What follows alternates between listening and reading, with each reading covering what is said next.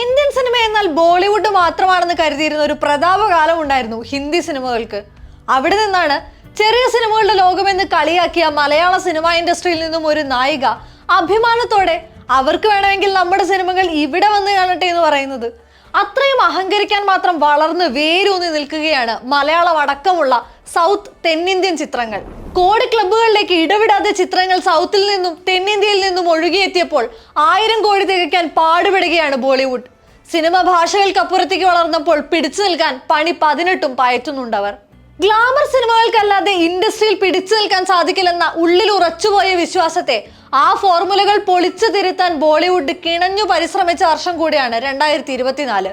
Super താരങ്ങൾക്കോ big budget format ചിത്രങ്ങൾക്കോ പിടിച്ചു നിൽക്കാൻ സാധിക്കില്ലെന്ന് ബോളിവുഡ് പതിയെ തിരിച്ചറിഞ്ഞു തുടങ്ങുകയാണ്. OTT പ്ലാറ്റ്ഫോമുകൾക്ക് ലഭിക്കുന്ന സ്വീകാര്യതയും കോവിഡിന് ശേഷം ആസ്വാദനത്തിൽ വന്ന മാറ്റങ്ങളും സിനിമകളുടെ സ്വഭാവം കൂടെ തിരുത്തിയിട്ടുണ്ട്. ആ ഗണത്തിൽ ഏറ്റവും ശ്രദ്ധേയമായ ചിത്രമായിരുന്നു 2023 ഏറ്റവും ഒടുക്കം പുറത്തിറങ്ങിയ 3 of Us. ഓർമ്മക്കുറവ് ബാധിച്ച ശൈലജ തന്റെ വേരുകളിലേക്ക് മടങ്ങിപ്പോവുകയും ബാല്യകാല സുഹൃത്തിനെ കണ്ടെത്തുകയും ചെയ്യുകയാണ്. ഇത്രയും കാലം കാണാൻ എത്താതിരുന്നതിന് പ്രദീപിനോട് ക്ഷമ ചോദിക്കുന്ന ശൈലജ തിരികെ ഇത്രയും കാലം ഓർമ്മയിൽ സൂക്ഷിച്ചതിന് നന്ദി പറയുന്ന പ്രദീപ്. ആ ഓർമ്മകൾ അധികകാലം തന്നിൽ ബാക്കിയുണ്ടാവില്ലെന്ന് അയാളെ ഓർമ്മിപ്പിക്കുമ്പോൾ അത് എക്കാലവും എന്നിൽ ബാക്കിയുണ്ടാകുമല്ലോ എന്നയാൾ മറുപടി നൽകുമ്പോൾ പ്രേക്ഷകരിലും ഓർമ്മയുടെ നോവ് പടരും.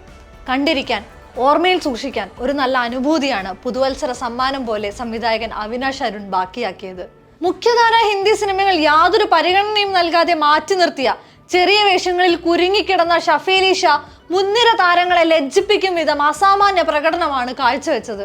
എന്നാൽ ബോളിവുഡിനെ ഈ മാറ്റങ്ങളൊന്നും വിളിച്ചുണർത്തിയില്ല.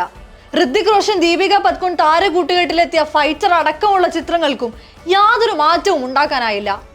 ആ ഇടയ്ക്കാണ് വളരെ നിശബ്ദമായി കിരൺ റാവുവിന്റെ ലാപ്പത ലേഡി സ്ക്രീനുകളിൽ എത്തിയത്.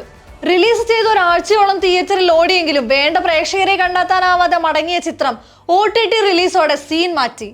ചിത്രത്തിലെ ജയ എന്ന കഥാപാത്രവും ഭൂൽ ദീപക് ജോഡികളും സിനിമ കാണുന്നതിനും അപ്പുറത്തേക്ക് ഒരു ഫീലിംഗ് ആണ് സമ്മാനിച്ചത്. വിവാഹം കഴിഞ്ഞ് ഭർത്തൃ വീട്ടിലേക്ക് മടങ്ങവേ ഭാര്യമാർ പരസ്പരം മാറിപ്പോവുകയും അവരെ കണ്ടെത്താനായി ദീപക്കും കുടുംബവും പരിശ്രമിക്കുന്നതുമാണ് ഒറ്റവാക്കിൽ സിനിമ. അതിനപ്പുറത്തേക്ക് ജയ, ഭൂൽ, മഞ്ജുവുമായി തുടങ്ങിയ സ്ത്രീകളുടെ ജീവിതം കൂടെയാണ് കഥ പറഞ്ഞു വെക്കുന്നത്. സപ്ന ദേഖ്നേക്ക് മാഫി നെഹി മാൻതി, സ്വപ്നം കണ്ടതിന് മാപ്പ് പറയരുത് എന്ന് പറഞ്ഞ് ദീപക് ജയയെ യാത്രയാക്കുമ്പോൾ അത് സ്വപ്നം കാണാൻ ഒരുപാട് പേർക്ക് പ്രതീക്ഷ നൽകുക കൂടിയാണ്. ഒരു ഫീൽ ഗുഡ് വൈബിൽ സമാന്തര സിനിമ പോകവെയാണ് 2 പുതിയ നായകന്മാർ ഗംഭീര ദൃശ്യവിരുന്നൊരുക്കി പ്രേക്ഷകരെ സ്വീകരിച്ചത്.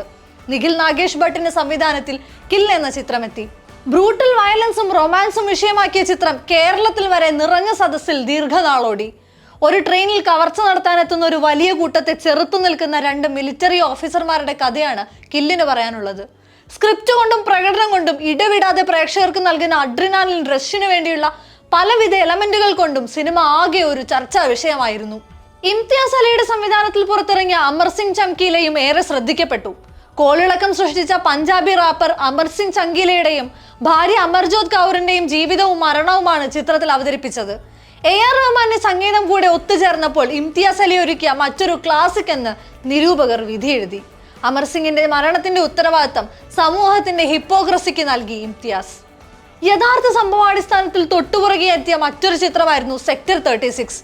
രാജ്യത്തെ നടുക്കിയ നിതാരി കൊലപാതകങ്ങളെ സിനിമയിലേക്ക് എല്ലാ സിനിമാറ്റിക് സാധ്യതകളും ഉപയോഗപ്പെടുത്തി ആവിഷ്കരിക്കുകയായിരുന്നു ചിത്രം. വിക്രാന്ത് മാസി എന്ന നടന്റെ പ്രകടനം കൊണ്ട് പ്രത്യേക ശ്രദ്ധ നേടാനും ചിത്രത്തിന് കഴിഞ്ഞു. ഇന്ത്യ ഇന്നും മറക്കാത്ത നിതാരിയിൽ ക്രൂരമായി കൊല ചെയ്യപ്പെട്ട കുഞ്ഞുങ്ങൾ വീണ്ടും വീണ്ടും കാഴ്ചക്കാരെ നിസ്സഹായരാക്കി. ഇത്തവണ ബോളിവുഡിൽ ഏറ്റവും അധികം ലാഭം കൊയ്ത ചിത്രം സ്ത്രീ 2ാം ഭാഗമായിരുന്നു.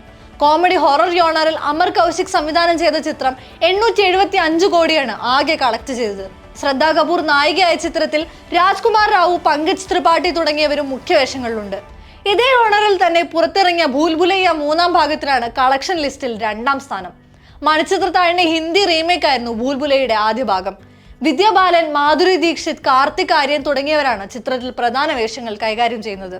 3ഉം 4ഉം സ്ഥാനത്ത് ദീപിക പദുകോൺ പ്രധാന വേഷത്തിലെത്തിയ സിംഗം എഗെയിൻ, ഫൈറ്റർ എന്നീ ചിത്രങ്ങളാണ്. ധാരാളം സിനിമകൾ ഓരോ വർഷവും പുറത്തിറങ്ങിയ സിനിമകളുടെ സീക്വലുകൾ കൊണ്ട് അടുത്ത വർഷങ്ങളിലും പിടിച്ചു നിൽക്കാൻ ശ്രമിക്കുന്ന ഹിന്ദി സിനിമകൾക്ക് ഒരു ബദൽ ഒരുങ്ങുന്നുണ്ട് എന്നതിൽ പ്രതീക്ഷയുണ്ട്. മികച്ച ആവിഷ്കാരങ്ങൾക്ക് ഭാഷാഭേദമന്യേ സ്വീകാര്യത ലഭിക്കുന്നു എന്നത് സിനിമ എന്ന മാധ്യമത്തിന്റെ വളർച്ചയെയും ആസ്വാദന രീതികളിലെ മാറ്റങ്ങളെ കൂടിയുമാണ് സൂചിപ്പിക്കുന്നത്.